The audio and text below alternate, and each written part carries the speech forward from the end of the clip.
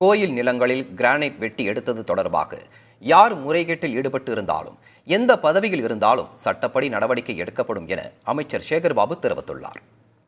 கிருஷ்ணகிரி மாவட்டம் காவேரிப்பட்டினம் அருகே பாலேக்குழி கிராமத்தில் பட்டா இடத்தில் கிரானைட் கற்கள் வெட்டி எடுக்க அனுமதி பெறப்பட்டு அறநிலையத்துறைக்கு சொந்தமான சுமார் 12.67 ஏக்கர் நிலத்தில் சட்டவிரோதமாக கிரானைட் கற்கள் வெட்டி எடுக்கப்பட்டுள்ளன. இது தொடர்பாக கனிம வளத்துறை அறநிலையத்துறையினர் விசாரணை மேற்கொண்டு வருகின்றனர். இந்த முறைகேடு தொடர்பாக அறநிலையத்துறை 198 கோடி ரூபாய் அபராதமும் விதித்துள்ளது.